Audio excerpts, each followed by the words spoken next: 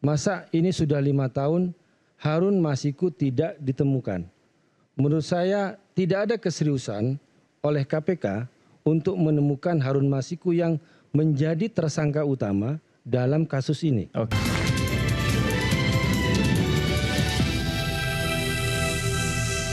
Yang dikatakan oleh Bang Patra, silakan dijawab. Ya, bagi saya sih apa yang disampaikan dan argumentasi hukum dari Bang Patra ya sah-sah saja kan. Dalam kapasitas beliau memang sebagai penasehat hukum. Tapi saya yakinkan bahwa saya masih yakin bahwa penyidik KPK sudah sesuai dengan standar operasional prosedur yang dilakukan oleh KPK. Artinya bahwa ini sebenarnya memang benar adalah penegakan hukum.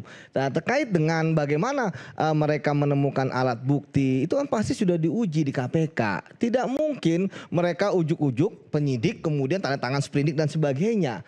Ya pasti penyidik sudah ya mengumpulkan ya alat bukti yang mereka miliki, kemudian mereka akan berdiskusi di antara mereka, Mas, di sesama penyidik.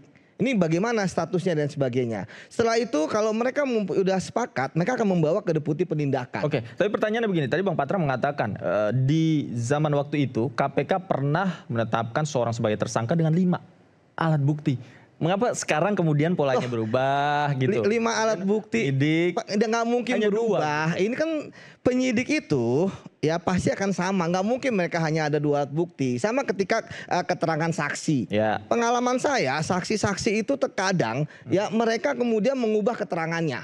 Ketika hanya misalnya menyandarkan kepada 2 saksi, ya itu pasti akan sangat sulit.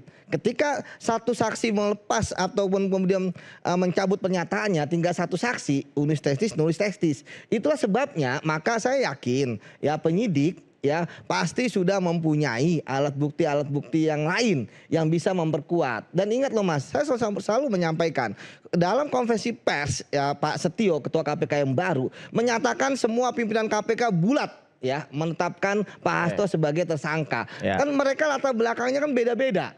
Dan mungkin di antara mereka baru kenal saat itu. Hanya ada 2 yang saya lihat pernah kenal ya karena kerja bareng ya.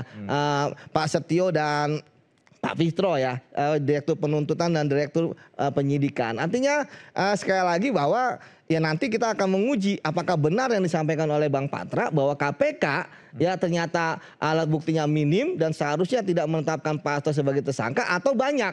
Itu tadi di awal saya katakan KPK harus serius. Semua alat bukti yang mereka katakan bukti baru gitu ya. Itu harus dibuka semua di praper. Walaupun praper sebenarnya kan hanya formil. Tetapi melihat perkembangan saat ini bahwa ternyata walaupun pra-peradilan walaupun dia sebenarnya formil, tapi material terkait perkara itu juga dibuka di situ, sehingga semua akan clear and distinct dan jelas. Jadi menurut saya ya kita tinggal tunggu saja pra-peradilannya seperti apa, karena kan tentu KPK saat ini sudah mempunyai jawaban-jawaban dari berapapun permohonan dari pihaknya Pak Hasto, mau 12, mau 20, mau 30 dan sebagainya, tentu dengan dokumen-dokumen dan alat bukti untuk memperkuat keterangan. Jadi menurut Anda KPK udah siap nih? Gitu. Harusnya sudah siap. Udah siap amunisi nih? Iya, mau hari ini atau besok harusnya sudah siap, karena barang buktinya yang akan ditampilkan di praper kan sama aja. Ya kan, nggak ada barang bukti atau yang lainnya yang tiba-tiba baru atau muncul, nggak ada lah, pasti sudah siap seperti itu.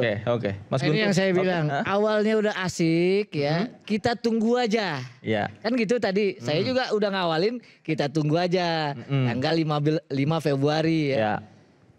Tapi dilanjutin pakai koma, itu yang saya agak terganggu. Apa pakai komanya apa tadi? Saya percaya. Sebelumnya juga pada waktu 9 perkara saya nggak sebut ya.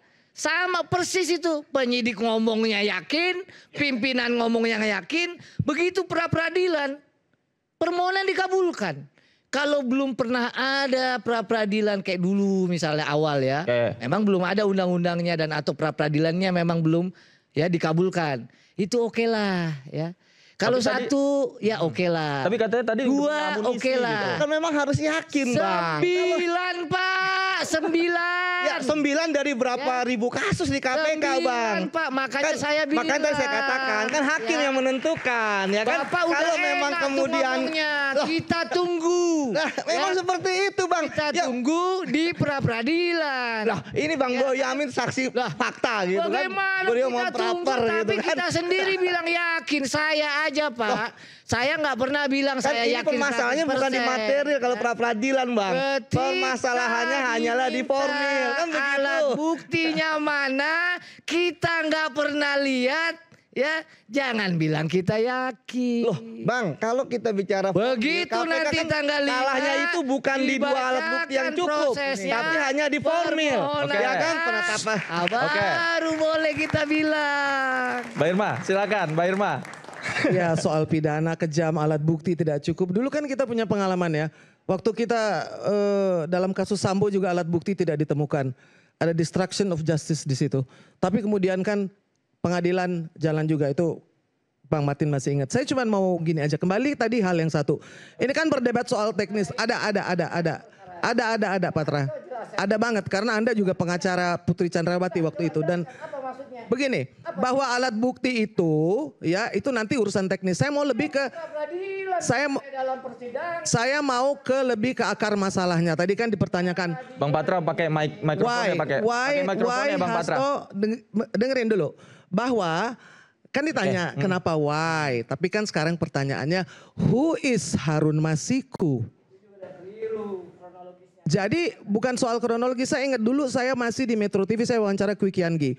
Beliau waktu itu Menteri Bappenas ya, yang menentang soal SKL, surat keterangan lunas, yang kemudian diberikan kepada divestasi. Salah satunya adalah BCA dan BDNI. Itu adalah hal yang sangat merugikan negara menurut Kwi Kian-gi. Karena kita memberikan uang kepada bank yang bangkrut, negara yang nanggung. Ada 60 triliun. Lalu kemudian ada lagi bank-bank lain. Pokoknya negara membayar 930 triliun. Sampai hari ini ya, negara masih bayar bunganya itu sekitar 50 triliun. Sementara kita ini kesusahan untuk pangan, untuk makan bergizi gratis, untuk hal-hal kesehatan, pertanian. Tapi negara harus membayar sampai hari ini. Dalam konteks ini? Dalam konteks ini. Kenapa itu menjadi penting? Karena kenapa dia harus menjadi anggota DPR? Kenapa sampai dibela begitu sangat-sangat oleh PDIP? Sampai harus mengajukan ada undang-undang nomor 7 tahun 2017 bahwa yang nomor 1 harus digantikan dengan yang di bawahnya. Diubah undang-undang itu pada saat itu. Nanti ditentukan oleh partai jadinya. Nah, sampai ke MA dibelainnya. Jadi bukan sekedar dari nomor 1 ke nomor 5 ketika itu tidak sesuai dengan undang-undang nomor 7 tahun 2017, maka digugat ke MA.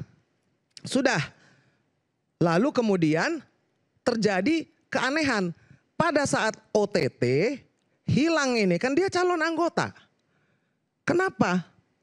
Kenapa menghilang? Kalau memang sudah segitu diperjuangkannya. Karena ada hal di belakang itu yang tadi saya cerita. Kenapa ada seorang menteri saat itu yang namanya Kwi Kian-gi sangat menentang surat keterangan lunas. Apa hubungannya? Harun Masiku ini kan waktu itu dianggap sebagai yang dekat kepada Mahkamah Agung. Yang pada saat itu sedang mengadili seorang ketua BPPN yang namanya Syafruddin Tumenggung. Menjadi saksilah beliau. Kwi Kian-gi menjadi saksi. Dan pada saat itu dikatakan bahwa dia tidak mau negara dirugikan. Karena BLBI yang dibayar oleh negara itu merugikan negara dan merugikan rakyat. Lalu ada juga urusan dari Gajah Tunggal. Tapi tidak sampai itu ke MA selesai. Siapa yang menjadi orang yang menghubungkan kekerabatan, kedekatan dari Harun Masiku kepada ketua MA, itulah yang membuat dia menjadi sangat istimewa. Siapa? Bukan hanya Harun Masiku. Jadi karena banyak sekali privilege yang diberikan, kan kita nih rakyat nih harus tahu kenapa sih. Bukan soal yang di depan saja, tapi ada apa di belakang itu. What is behind the scene? Berapa ratus triliun negara dirugikan Gara-gara surat keterangan lunas. Sekarang bank-bank yang bangkrut itu mendapat ditombokin istilahnya. Supaya gampang ya mahasiswa ya. Ditalangin oleh negara yang sampai hari ini masih membayar bunganya. Jadi artinya ini bukan perkara yang di depan mata sekedar obstruction of justice. Sekedar kenapa nomor 1 itu harus dijadikan dari nomor 5 dinaikkan ke nomor 1. Kan pertanyaannya supaya berpikir kritis juga. Kenapa? Siapa? Kalau orang lihat alah urusan Harun Masiku aja sih. Gak ada pentingnya. Kenapa sih sampai berkelahi. Sampai Patra M. Zen. Sampai semua orang-orang dari yang hebat-hebat ini kemudian memperkarakan urusan-urusan teknis. Menurut saya ada hal di belakang itu. Bahwa ini bisa membuka menjadi gerbang kepada sesuatu yang lebih besar lagi. Silakan. Dan itu sudah dilakukan oleh dilakukan oleh begitu dibelanya. Begitu dibelanya si yang namanya Harun Masiku ini ya sampai mencarinya saja tidak mungkin. Pada waktu itu Menteri Menkumhamnya namanya Bapak Yasona Lawli mengatakan bahwa sudah kembali tapi bisa lolos dari imigrasi. Jadi seolah-olah negara ini tidak bisa menemukan si Harun Masiku ini karena memang pada waktu itu privilege-nya banyak sekali dan luar biasa. Mungkin enggak? Kita kan punya polisi, kita punya KPK, kita punya imigrasi, kita punya BIN, kita punya begitu banyak. Imigrasinya jebol kan? Ya, silakan. Imigrasinya kan jebol. Imigrasi jebol. Jadi artinya ini nih ajaib nih yang namanya Harun Masiku ini sakti banget. Imigrasi jebol. Hukum MA yang Undang-Undang 7 2007 diganti. Hanya Harun untuk Masiku membela dia. banget? Jadi Mas itu Guntur. loh. Tetapi saya melihat bahwa tidak ada keseriusan untuk mencari Harun Masiku dan menjadikan kasus ini digoreng-goreng kepada Sekjen PDI Perjuangan, kepada PDI Perjuangan. Negara saja tidak mungkin kalah kepada Harun Masiku. Teroris atau pembunuhan berencana bisa diungkap oleh negara. Masa ini sudah 5 tahun Harun Masiku tidak ditemukan. Menurut saya tidak ada keseriusan oleh KPK untuk menemukan Harun Masiku yang menjadi tersangka utama dalam kasus ini. Itu menurut saya, itu pertama. Karena kalau kita mau kembali kepada kasus bahwa harus diungkap siapa pemberi suap dan siapa penerima suap. Penerima suap sudah divonis, sudah menjalani hukuman dan sudah bebas. Yang memberi suap adalah Harun Masiku. Nah, kami tidak ingin mengatakan bahwa kita tidak membela kasus suap di sini. Yang kami tuntut juga adalah kejelasan periksa Harun Masiku karena dialah yang mendasari dasar utama dari kasus ini. Yang kita lihat sekarang itu adalah semuanya spekulasi. Katanya, kata media sosial, kata media, kata spekulasi dan sebagainya. Kalau dalam teori hukum, prinsip hukum, ada namanya testimonium de auditu. Kesaksian yang tidak langsung. Saya tidak terlalu belajar untuk bahasa Latin, tapi saya punya istilah Arabnya. Laisal khobaru kal muayana. Bahwa informasi dan kabar itu tidak seperti yang menyaksikan. Artinya kalau kembali kepada kasus ini, harusnya yang terlibat dalam kasus ini dihadirkan dan diperiksa dan dia itulah Harun Masiku.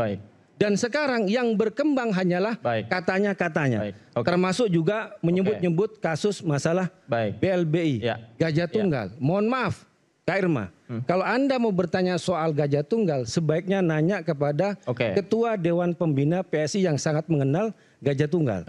Buka aja sekarang. Kemudian saya ingin menjawab persoalan tadi, kenapa Harun Masiku yang nomor 5 itu dijadikan sebagai PAW oleh Partai PDI Perjuangan pada tahun 2019. Karena itu berdasarkan fatwa Mahkamah Agung nomor 57P/HUM/2019 halaman 69 bahwa yang berhak untuk suara untuk caleg yang sudah meninggal waktu itu adalah Nazaruddin Kimas, itu yang menentukan adalah partai.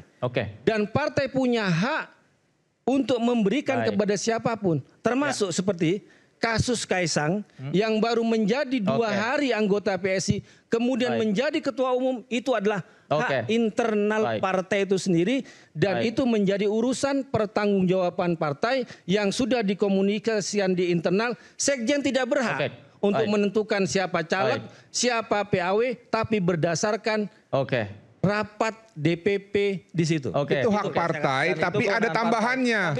Suara yang terbanyak setelah yang meninggal atau suara terbanyak yang untuk menggantikan. Jadi bukan cuma hak partai di situ. Baca fatwa Mahkamah Agung nggak seperti itu bunyinya. Berikutnya kalau segera kembali, tetaplah di Rakyat Bersuara. Itu cuma hak partai.